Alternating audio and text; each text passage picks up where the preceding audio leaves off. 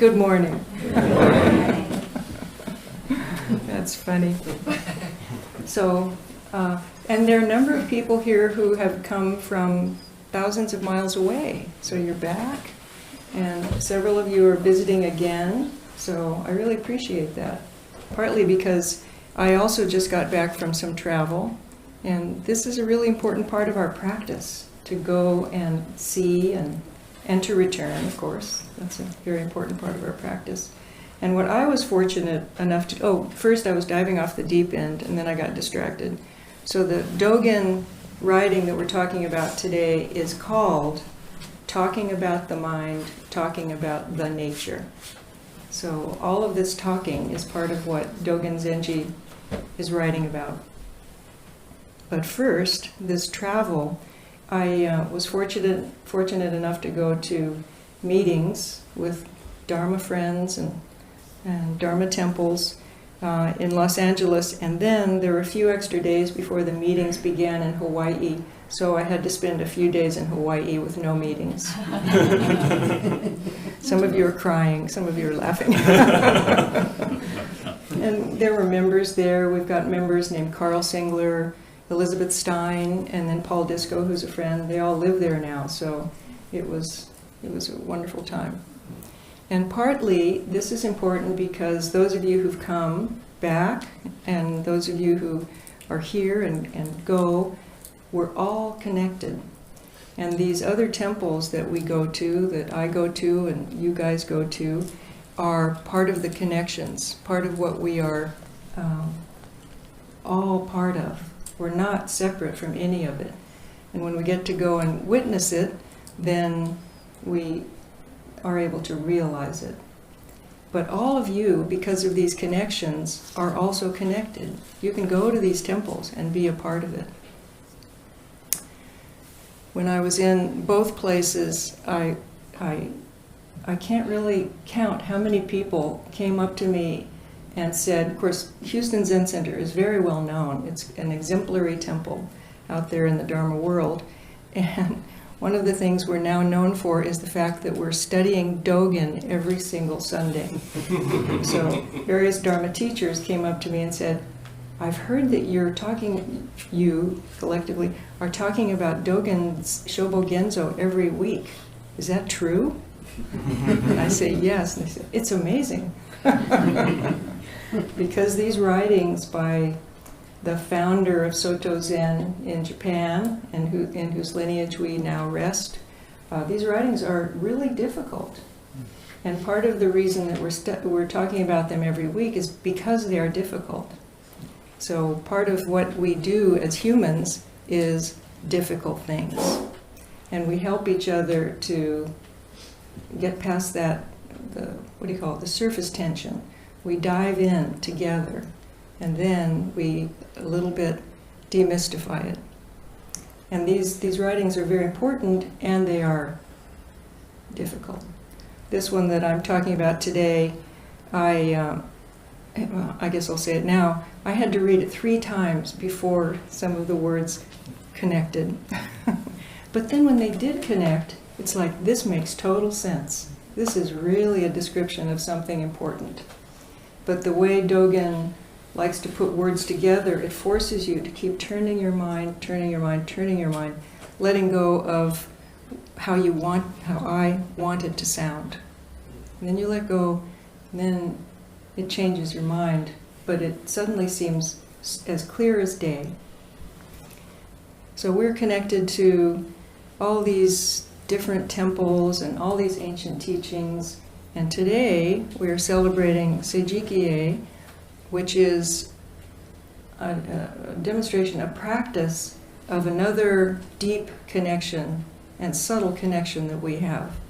We're connected to everyone in our lives, who, whether they're here or not, whether they're living or not, all of our beloved animals, and in fact, we're connected to all beings, living and all those who are no longer living. We're connected.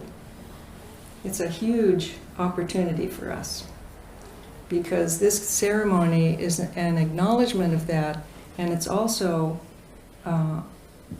an offering on our part to give nourishment and give teachings and ease and peace to all of our loved ones, to each other, and to all beings everywhere. This is why we do this ceremony. And in Zen temples in Japan and some here in the United States, this is done every day, this ceremony, in a small version. And we do it basically, sometimes we do it during sesshin, every other night. We chant the Gate of Sweet Dew, but we do the big ceremony once a year. And that's nice that we're doing this, but another super important part is that since this ceremony is being done every day in Zen temples, we are all getting that benefit every day. We're all getting this communication and this desire to nourish us in the way.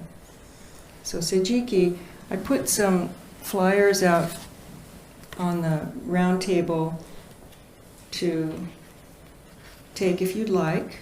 This is the origin story, food offering to the hungry ghost. So we say Sejiki A. Sejiki means food offering, and A means in this context ceremony. There's a nice story of one of the origins of this, but it's kind of a mythological story. Would you like to hear a mythological story about the origin? Okay. So in this story, Ananda was a historical person, and so he was the Buddha's main jisha, and he was always there, and he was also famous because he memorized everything. He had an absolutely perfect memory. And in those days when sutras weren't being written down because it was considered kind of, what would you say, too mundane, they used writing for commercial purposes, but not for religious purposes. So they had to be memorized. So they didn't have Zoom or anything. They just had Ananda. And then after the Buddha passed away, Ananda recited all the scriptures. And then people carried them around in their minds for a long time. Isn't that amazing? And we all have that ability to a more greater or lesser degree, to memorize and remember. Usually we activate it for things that we want to, unwholesome things we memorize. But this is a case where wholesome things are memorized. So, Ananda was dwelling outside of Kapilavastu, where the Buddha taught, and he was deep in meditation. And late at night, a horrifying vision appeared before him. A being with a bulging stomach, needle-thin neck, wiry hair, long nails, and fire puffing from his mouth. It was the king of the hungry ghosts. Enku, he announced, and that means blazing mouth, so flames were coming from his mouth. Enku announced that Ananda would lose his life after 3 days. Afraid, Ananda asked Enku why it should be that he would die so soon. And Enku told him it was due to his evil karma. Ananda knew that karma could not be eradicated, but Enku went on to say that there was one way he could meet his karma and avoid the awful results. So this is also a part of what this ceremony is. We're meeting our own karma. So the blazing mouth told him that he would have to feed the whole assembly of countless hungry ghosts and make offerings to the holy ones and the 3 treasures. Doing this, his life would be extended, and Enku would drop his form as a hungry ghost and be reborn in heaven. After explaining this possibility, Enku disappeared. I told you, it's a mythological story. Ananda hurried to find the Buddha. He bowed at his feet and told the honored one about his encounter with Enku. He then asked the Buddha if there was any way that he could gather enough food to make such a grand offering. The Buddha told Ananda, don't worry. He should believe in and enact a method that he had learned in the past from Avalokiteshvara Bodhisattva. The method did not involve gathering a huge quantity of food. It involved revealing and relying on the universal impact of every act of generosity, large or small. He then taught Ananda about this method, and they practiced together with the whole assembly of monks and nuns, and thus Ananda's life and that of the suffering hungry ghosts were saved. So this ceremony is an enactment of the intention of generosity and giving. So as we give, and also the food and the Halloween treats and the Topo Chico that we are offering, we're trying to give tempting foods for people to come. Wouldn't anybody come for Topo Chico?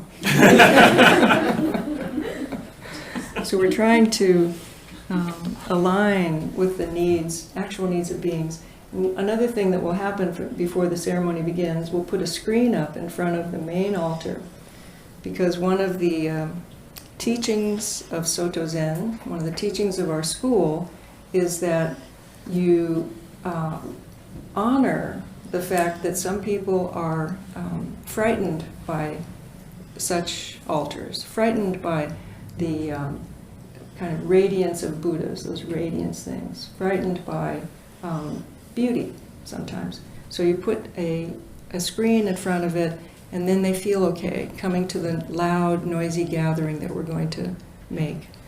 Colors and sound, but not the Buddha.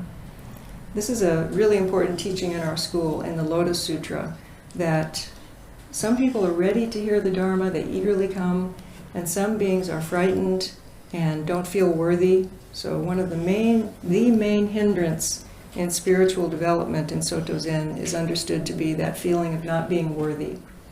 And to counteract that, we try to make it as welcoming as possible. So cover the Buddha, invite people in who are afraid, and make noise and offer Topo Chico. This is what we'll be doing. And again, it's an enactment of the fact that we're all connected with everybody, everywhere. What we have here in our... I wanted to read this from the this writing. Through this ritual, such rituals, we rediscover the importance of our connections with all life and the significance of the teachings of interdependence. Sejiki-e is an extremely important ritual for Buddhists to foster the richness of our spirituality. That's what it's about, enriching and expanding our understanding. And when we do this, what we're declaring for all the spirits and our families and animals, everybody, what we're declaring is this is a safe space. This is safe. You can come here. You can get what you need. You will be safe. Another word for this kind of space is a third space. How many have you heard that word, third space or third place? Yeah. This is a really important understanding for us as humans that we have. This is from not that long ago, but we have two main spaces. A lot of people have two main spaces. First place is home. Second place is workplace, which for some people, that's actually where they spend most of their time. So home, workplace, and then a third space is a place where you go, where you feel you can relax, where you can be yourself in public. So it's not the same as a public space, which is lots of coming and going and things like that. It's a third place where you yourself can come and relax in public. So our place shares quite a few, it aligns with this in many ways. So I'll tell you what some of those are, and we'll see if it aligns.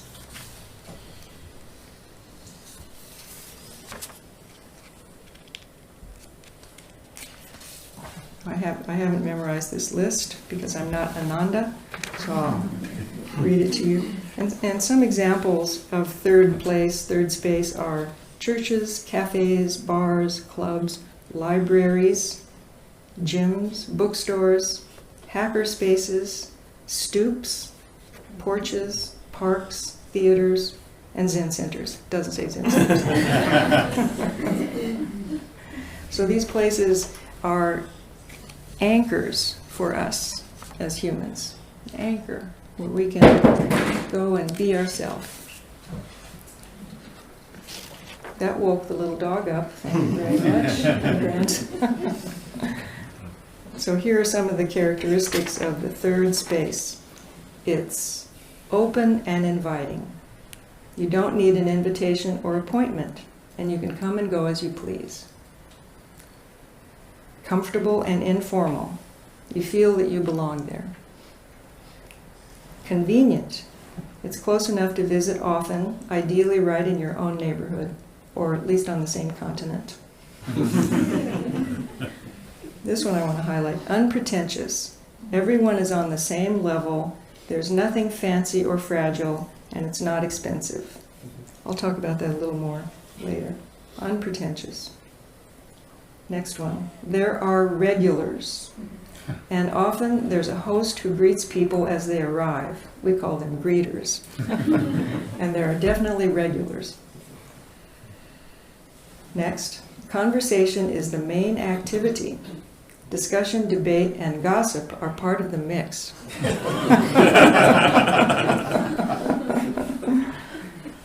The final one is, laughter is frequent. The mood is lighthearted and playful. Joking and witty banter are encouraged. So this Zen Center, your Zen Center, is pretty good on a lot of those. But I want to go through them again and let's say, feel your way through this. Open and inviting. Not at first. Doesn't feel that way, does it?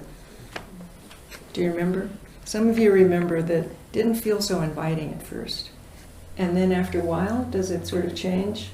Yeah.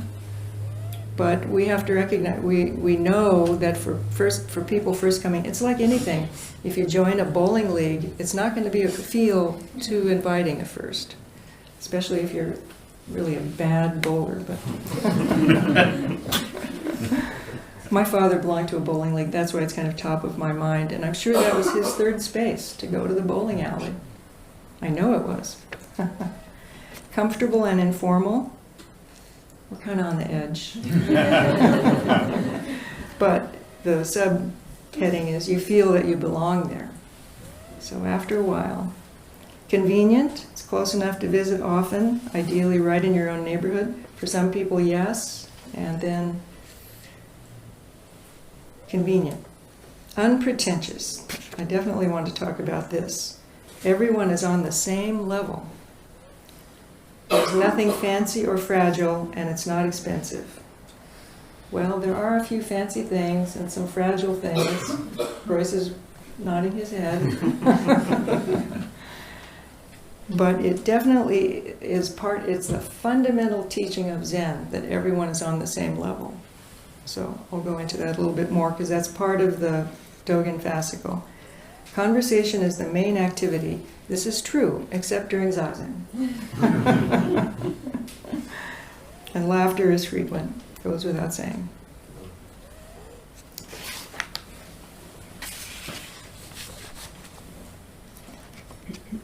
So this fascicle, this chapter that we're talking about from our very important teacher, Dogen Zenji, 13th century Zen master, incredible philosopher and writer, he says, talking about mind and talking about the nature is really important. And sometimes in Zen, you'll hear in the atmosphere that it's not about talking, it's about doing. That if you're talking about it, it might be a waste of time. Have any of you heard that? Heard that talking about things is a waste of time, you should just be practicing? Anybody heard that? Yeah, a little bit. Okay. It is in some writings, but for Dogen Zenji, talking about the way, talking about the mind, talking about the nature, which he means Buddha nature, true nature, is practice. The talking is practice. Talking is actualizing. Isn't that interesting? Don't you find that interesting? He says, Speaking of mind, speaking of essence or nature, is the great foundation of the Buddha way. It actualizes, it means brings to life Buddhas and ancestors from there. It's just like talking about our loved ones. We bring them to life when we talk about them. He says, without speaking mind, speaking of nature, there is no turning of the wondrous Dharma wheel, no aspiration and practice, no attaining the way together with all beings on earth, no sentient beings beyond Buddha nature. So this is clear. It seems to be very straightforward. It's an endorsement of talking. It's the essence of the Buddha way. He says, in the final sentence in this writing, it is the essential function of the 7 Buddhas and the ancestral masters. Talking of the nature, he says, is the nature talking. So when we're talking, it is Buddha nature talking. And it is participation in this activity that constitutes the teaching, practice, and awakening of the Buddhas. So, who's talking when we're talking? He's bringing up. Who's practicing when we're practicing? He's bringing up. And our tendency to revert to thinking, it's just me, it's all my responsibility, it's just me doing this talking, is something he wants to push against. And so he there criticizes those who think that one must give up talking about the mind and the nature in order to attain the way. We don't give it up. We just, like Dogen Zenji, we keep on talking about it until we understand talking. So, another way to think about it is, do we talk about drinking tea or do we drink tea? Do we talk about sweeping the walkway or do we just sweep the walkway? For Dogen Zenji, both are the way. Talking about drinking tea is also drinking tea. So, back to that unpretentious one.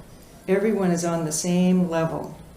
So this is a very important part of this teaching. And so bear with me. We sometimes think, I don't know, maybe you do, I certainly do, we sometimes think there's a difference between beginners in the way and Zen masters. Do you ever think that? Mm-hmm. Yeah, it's kind of a natural thing to think there's a difference between beginners and Zen masters. Dogen wants you to examine that thinking. He says, the Buddha way is the Buddha way, even when you first arouse the aspiration for enlightenment and show up in a Zen center. It is the Buddha way when you attain authentic enlightenment and become a Buddha. It is the Buddha way altogether at the beginning, in the middle, and at the end. It's all the same ocean. We're all in it. It is like journeying a long distance. One step is within 1,000 miles. 1,000 steps are within 1,000 miles. The first step and the 1,000th step are different, but are equally within the 1,000 miles. You see? So we think that it's human nature to think that there's a vast difference between the mind that has just entered the way and the mind that has been on it for lifetimes. When we're talking about the mind, Dogen is saying there is no difference. It is the mind. It is the Buddha nature. So that was Kaz's translation of that, and there's something I wanted to read to you from the Soto Zen text translation of it. It starts harsh. He says, yet an extremely stupid bunch. I looked at the characters, and those were characters I had to look up because I'm not used to reading about stupid bunches. Okay, those people think that when we are studying the way of the Buddhas, we have not reached the way of the Buddhas. It's possible to think that when we're just studying and trying to learn this, we haven't reached the way. He says, no, that's not true. an extremely stupid bunch thinks that when we are studying the way of the Buddhas, we have not reached the way of the Buddhas, and that only when we attain the fruit is it the way of the Buddhas. They are like this because they do not know about taking up the way and talking of the way. They do not know about taking up the way and practicing the way. They do not know about then he goes on in the Dogen way. They don't know this or that. They do not know and have not heard that the non-deluded also practice the way of the Buddhas and have the Great Awakening. Okay? So even the non-deluded, the Buddhas up there, are practicing in the exact same way as a beginner, and looking at the mind and looking at Buddha nature. So this is really the unpretentiousness of our way. And so Buddhas and enlightened teachers and Thich Nhat Hanh and all the great teachers do not think they're different from a beginner. It's impossible to think that way. We have the same mind. And one of the things that Dogen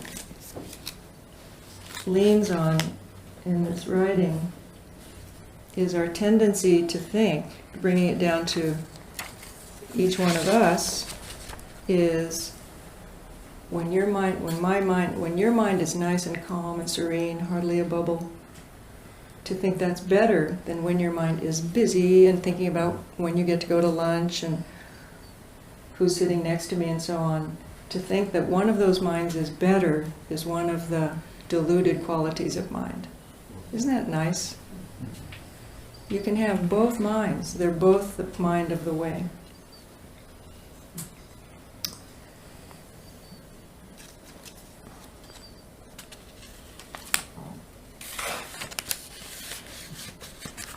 And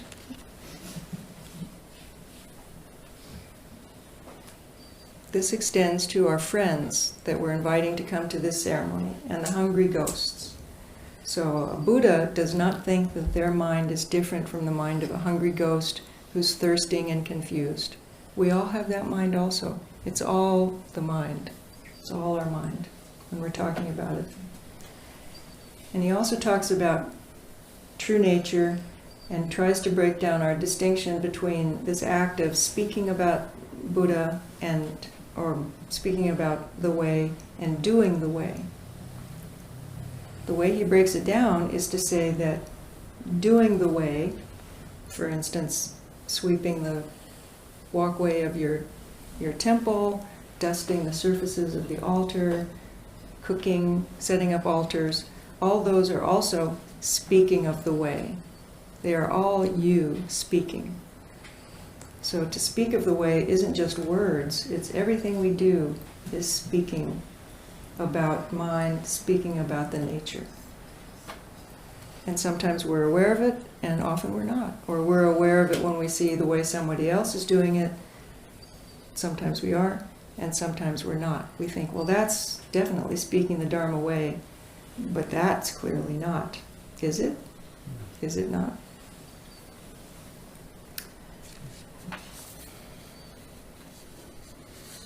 As I said at the beginning, this is a difficult chapter. All the rest of them are completely easy, right? So this one I really did read several times to get an entry, and that is also speaking about the Dharma. To do that reading is speaking about the Dharma. To open the text is speaking about the Dharma.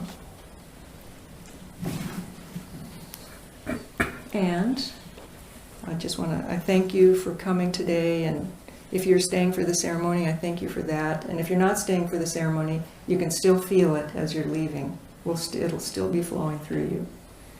And this act that you're engaging in right now, sitting in a Dharma talk and listening, is also speaking the Dharma. Did you know in one of the precept books of the Theravadan school, there are 40 minor precepts that, there are a lot of minor precepts. There are 300 precepts, but one of the minor precepts is, if you hear of a Dharma talk and it's within 40 miles, you should go.